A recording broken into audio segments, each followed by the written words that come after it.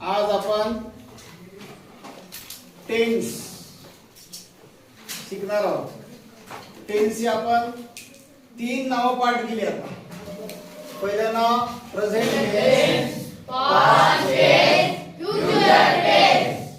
पहिल्या टप्प्यामध्ये आपल्याला काय ओळखता आलं पाहिजे तर त्याचं नाव जे आहे, बरोबर, नाव कोणतं आहे? Present tense, past tense, future tense. पहिल्या टप्प्यामध्ये आपल्याला त्याचा जो मुख्य प्रकार आहे टेन्सचा, त्या मुख्य प्रकारामधलं नाव पाठ झालं. बरोबर, काय नाव आहे? Present tense, past tense, future tense. आता हे झाले मुख्य 3 प्रकार. हे काय झाले? मुख्य 3 प्रकार झाले. याचे सर्व प्रकार जे आहेत, सब काइंड जे आहेत ते किती आहेत? 12. किती आहेत? 12. प्रत्येक काळाचे 4. लक्षात ठेवायला सोपं आहे. कोणकोणते शब्द लक्षात ठेवायचे आपल्याला? सिंपल, कंटिन्युअस, हे 3 शब्द लक्षात ठेवले आपण की आपल्याला 12च्या 12 काळाची नावं पाठ झाली. बरोबर, कसं? Simple present tense, simple past tense, simple future tense. Simple मधला पहिला प्रकार झाला. कोणता? Simple present tense, simple past tense, simple future tense. बरोबर. आता पुढला प्रकार कोणता? कंटिन्युअस. कसं म्हणायचं? Present continuous tense, past continuous tense, future continuous tense. परत एकदा, present continuous tense, past continuous tense, future continuous tense. Very good. किती नाव पाठ केली आपण? 6. किती नाव पाठ केली? 6. Simple, continuous. आता त्यानंतर परफेक्ट. बरोबर, कसं म्हणायचं? Present perfect tense, past perfect tense, future perfect tense. किती झाले? 9. बरोबर. आता जो शेवटचा प्रकार आहे, जो आपल्याला लक्षात ठेवायचा आहे, काय करायचं आहे?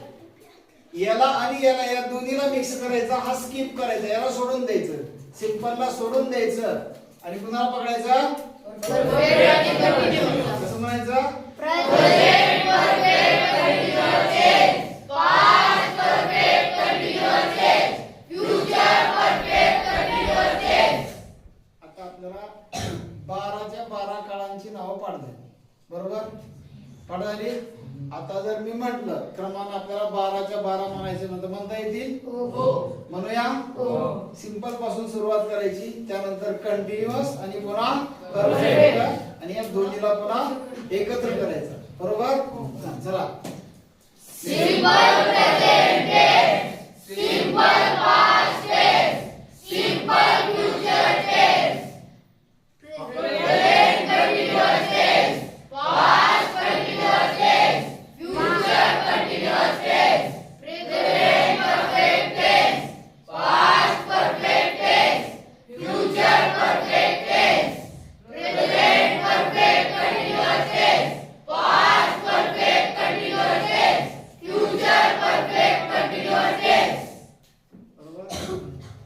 आता नाव पाठ झालं आपल्याला. दुसऱ्या टप्प्यामध्ये आपल्याला ह्याचं स्ट्रक्चर लक्षात ठेवायचं आहे. नाव पक्क पाठ झालं, आता विसरायचं का? एकदम सोपी ट्रिक्स आहे. Present, past, future.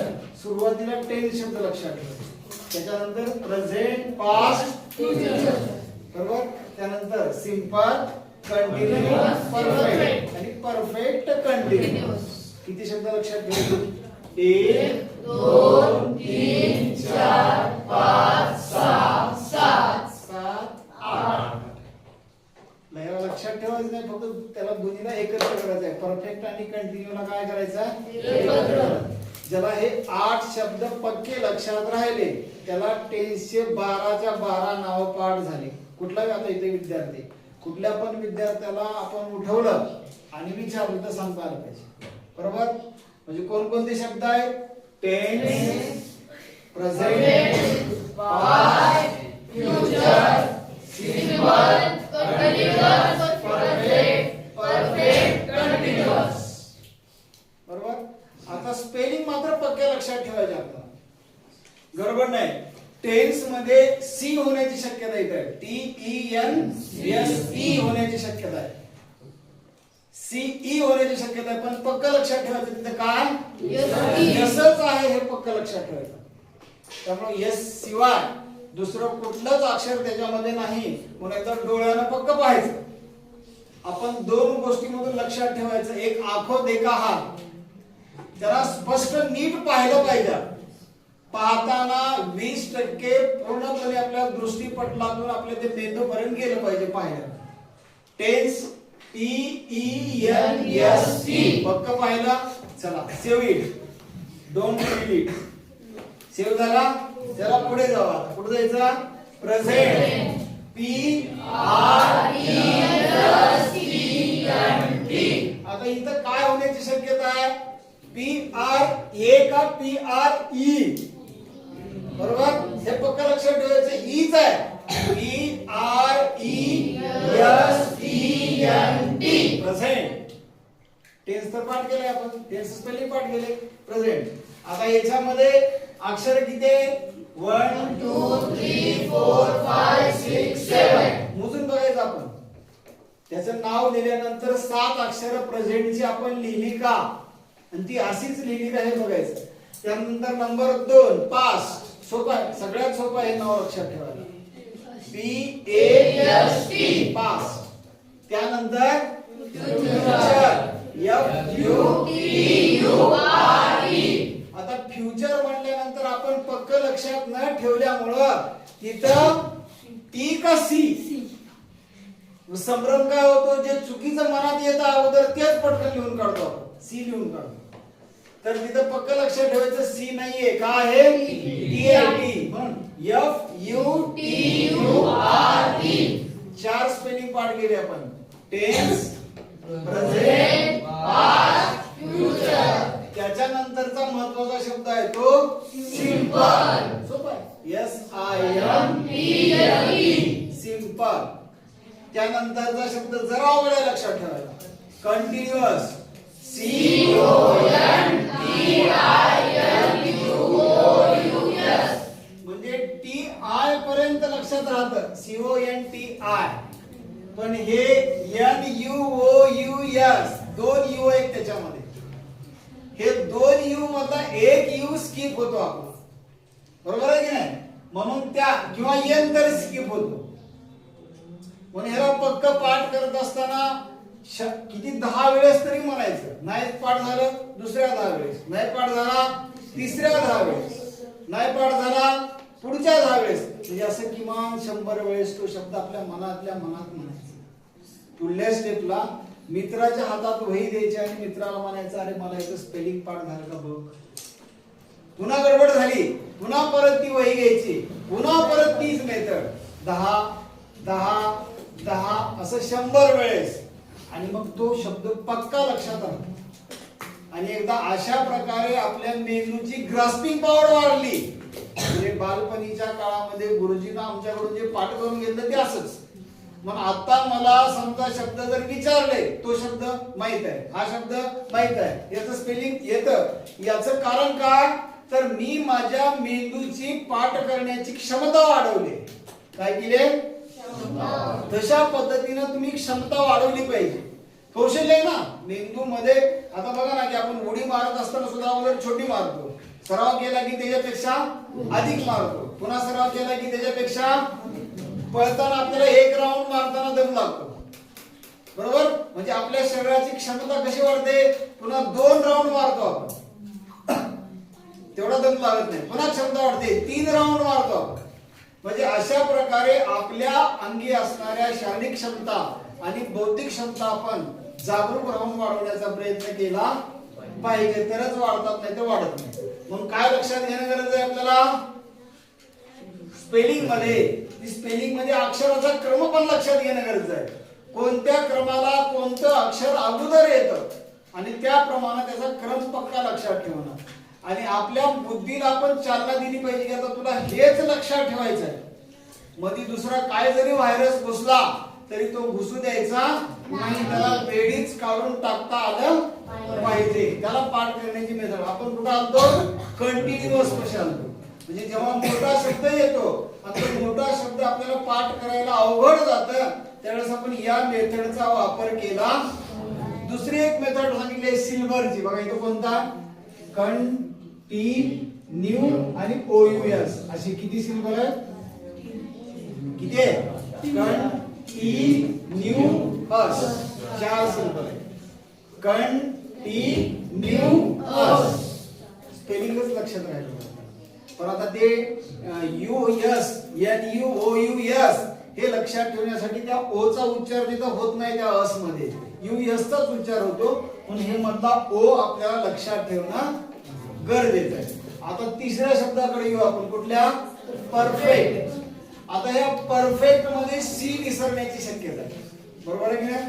बहुतांश विद्यार्थ्याचा सी त्याला लक्षातच नाही आणि तो परफेक्ट लिहून टाकतो. त्याला वाटतं आपण लिहिलेलं बरोबर आहे पण त्यानं मध्ये सी लिहिलेलं नसतं त्यामुळे सी अभावी त्याला मार्क मिळत कारण ते नावच परफेक्ट तयार झालं नाही ना. परफेक्ट नावाचं नाव तयार झालं म्हणून तिथं लक्षात ठेवणं काय गरजेचं आहे? PERFECT. दुसरी काय होण्याची शक्यता आहे बघा. ह्या PER मधला ई कधी कधी विसरतो लिहिताना आणि PR लिहितो आपण. गडबड अशी होते तर ती गडबड होऊ नये म्हणून आपल्याला फक्त डोळ्यांनी बघणं ते पाठ करणं जिभेला ते अळवणं जिभेला पण ती म्हणण्याची सवय लावणं आणि तो शब्द कायम स्वरूपी आपल्या फाईल मध्ये सेव्ह करणं. डिलीट होऊ द्यायचा नाही नाहीतर आपोआप डिलीट होईल. कधी डिलीट झाला आपल्याला पण कळत नाही अशी होण्याची शक्यता असते म्हणून लक्षात. आता शेवटचा जो शब्द आहे तो कोणता आहे? Perfect continuous. बरोबर? आता पक्क लक्षात राहिलं. याच्यामध्ये माझ्या मते पाठ करायला स्पेलिंग फक्त अवघड कोणता आहे? कंटिन्यूअस. आणि जर दुसरा असलं तर मग हे पण फ्युचरचं स्पेलिंग लक्षात ठेवायला अवघड. चला आता वेळ झालाय. आपण फक्त या simple present tense, simple past tense, simple future tense या 3 काळाचं फक्त स्ट्रक्चर लक्षात ठेवू. मगाशी मी सांगितलं की प्रेझेंट टेन्स आहे म्हणजे V1 आणि पास्ट टेन्स आहे म्हणजे V2 आहे. आता राहिला कोणता? यस आणि ओ. यस म्हणजे सब्जेक्ट आणि ओ म्हणजे ऑब्जेक्ट. 3 घटक आवश्यक आहेत वाक्याला. कोणती? आणि फ्युचर टेन्स मध्ये शाला आणि विल आहे. म्हणजे फ्युचर टेन्स जर दर्शवायचं म्हटलं म्हणजे सिंपल फ्युचर टेन्स जर दर्शवायचं असेल तर त्यामध्ये काय असलं पाहिजे? शाल आणि विल असणं गरजेचं आहे. इथं मात्र तो नियम लागू नाही. इथं काय?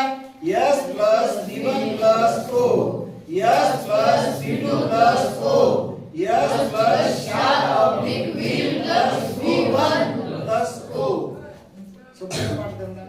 हे V1 V2 आणि V1 लक्षात आलं ना? म्हणजे क्रियापदाचं पहिलं रूप पहिला कॉलम. तिच्या पहिल्या कॉलम मध्ये आपण जी क्रियापदे लिहिली त्याला म्हणायचा V1 म्हणजे प्रेझेंट टेन्स. हे क्रियापदाचं पहिलं रूप झालं आणि त्याचं दुसरं रूप म्हणजे उदाहरणामध्ये गो हा शब्द आहे याचं दुसरं रूप काय झालं? वेन. कम हा शब्द आहे त्याचं दुसरं रूप काय झालं? केम. अशा प्रकारे आपल्याला क्रियापदाचं दुसरं रूप पाठ असणं गरजेचं आहे. आता तुम्ही जे क्रियापद लिहिली की नाही तर त्या क्रियापदाची दुसरं रूप V2 कोणतं आहे आणि ते लिहिण्याचा प्रयत्न करायचा. आणि जर येत नसेल तर आपल्या वर्गामधला जो हुशार विद्यार्थी आहे किंवा आता इथं 8वीतला विद्यार्थी आहे 9वीच्या विद्यार्थ्याला विचारू शकतो. 8वीतला विद्यार्थी आहे 9वीच्या विद्यार्थ्याला विचारू शकतो. सगळ्या वर्गाचे विद्यार्थी आहेत ना आपल्याकडे त्यामुळे त्याला विचारू शकतो. आणि जर तत्पश्चात तरी पण नाही समजलं किंवा नाहीच लिहिता आलं त्या क्रियापदाचं दुसरं रूप तर कुणाला विचारायचं? मला विचारायचं. ते क्रियापद आपल्याला पाठ झालं. आता V1 तर पाठ केला ना आपण. आता फक्त V2 पाठ करायचं आहे आपल्याला. बरोबर? V2 पाठ करायचं आहे आणि इथं तर सोपं आहे. फक्त काय ठेवायचं आहे? शाल आणि विल ठेवायचं. शाल आणि विल ठेवायचं हे फक्त लक्षात ठेवायचं आणि याची प्रत्येकाचे 2-2 एक्झाम्पल लिहून आणायचे. आता एक्झाम्पल लिहिणं सोपं आहे? अवघड आहे. नाव पाठ झालं आणि काम काढून झाला बरोबर. आता मग सिंपल प्रेझेंट टेन्स स्ट्रक्चर काय झालं S plus V1 plus O. Simple past tense structure काय झालं S plus V2 plus O.